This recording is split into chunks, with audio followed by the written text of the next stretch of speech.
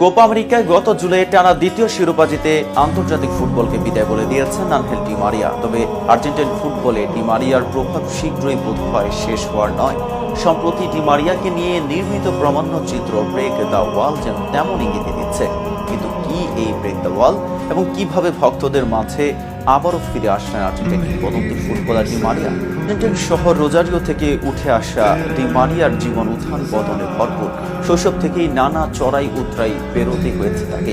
এমনকি আন্তর্জাতিক ফুটবলেও লম্বা সময় ধরে সাফল্য বঞ্চিত ছিলেন এই উইঙ্গার। কেরিয়ারের শেষ ভাগে এসে অবশ্য পাশার দান উল্টে দেন ডি মারিয়া নিজেই। আর্জেন্টিনার সাফল্য খরা দূর করার পথে টানা 3 ফাইনালে গোল করেন। এ যেন নিজের হাতে ভাগ্য লেখা। এমন পারফরমেন্স তাকে ইতিহাসের জায়গা করে দেওয়ার পাশাপাশি দিয়েছে মহানায়কের মর্যাদাও। শুধু এটুকুই নয়, ঘটনাচক্রে তার নামাঙ্কিত উল্কি জায়গা পেয়েছে এক সময়ের সতীর্থ ও পরবর্তী সময়ে কোচ হিসেবে পাওয়া পাবলো আইমারের হাতে।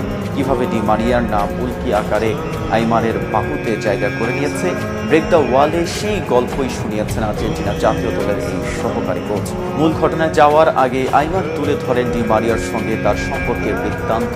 আর্জেন্টাইন হয়েও তাদের সম্পর্কের ভিত তৈরি হয় বেনফিকায়। পর্তুগিজ ক্লাবটিতে তাদের সম্পর্ক কেমন ছিল তা ব্যাখ্যা করে আইমার বলেন, 2008 সালে যখন আমি বেনফিকায় আসি, সে নিয়মিত একাদশের জায়গা পেত না। পরের বছরই সে নিজেকে মেলে ধরে। এটা অবশ্য হতোই। বেনফিকায় নিজেকে মেলে ধরার পুরস্কার হিসেবে 2010 সালে ডি মারিয়াকে কিনে নেয় রিয়াল মাদ্রিদ। তবে সময়ের পরিক্রমায় আবারও দুজনের দেখা হয় আর্জেন্টিনার জাতীয় দলে। ডি মারিয়া তখন দলের অন্যতম সেরা খেলোয়াড়দের একজন এবং আইমার দলের সহকারী কোচ। লিওনেল স্কালোনির অধীনে লিওনেল মেসির আর্জেন্টিনা তখন একটি শিরোপার সন্ধানে তীর্থের গাঁথ হয়েছিল। সে ধারাবাহিকতায় 2021 সালে কোপা আমেরিকা খেলতে ব্রাজিল গিয়েছিল আর্জেন্টিনা। আর সেখানেই আইমার ও ডি মারিয়ার মধ্যে ঘটে কাকতালীয় এক ঘটনা। প্রামাণ্যচিত্রটিতেই সেই ঘটনা সামনে আসার পর অনেকে রীতিমতো হতভম্ব হয়ে গেছেন। যে গল্পে জড়িয়ে আছে আইমারের ছেলে অগাস্টিনের নামও। আইমার জানান, 2021 সালে কোপা আমেরিকা চলার সময় ছেলের সঙ্গে নিয়মিত কথা হতো তার। সে সময় খেলা নিয়েই মূলত কথা হতো তাদের। অন্তর্দৃষ্টি ও সংবেদনের উপর ভিত্তি করে ফাইনালে কি হতে পারে সে সম্পর্কে ভবিষ্যৎবাণী করেছিলেন আইমারের ছেলে। পুরো ঘটনা তুলে ধরে আইমার বলেন, ফাইনালের একদিন আগে আমার ছেলে অগাস্টিন আমাকে লিখেছিলেন, আমি ভীত কিন্তু আমারও বিশ্বাস আছে। অগাস্টিনের সেই বিশ্বাসটা ছিল 1-0 গোলে আর্জেন্টিনা জিতবে এবং গোলটি করবেন ডি মারিয়া। সে যা লিখে পাঠিয়েছিল তা ছিল 1-0 ডি মারিয়া।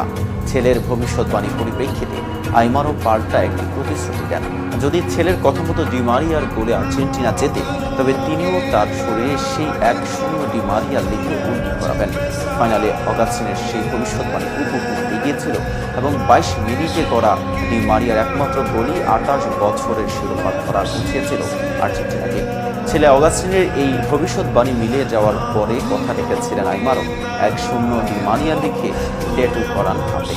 ব্রেক দ্য ওয়াল নামের প্রামাণ্যচিত্রে আইমার এ তথ্য প্রকাশের পর এখন নতুন করে আলোচনা এসেছে ডি মারিয়া।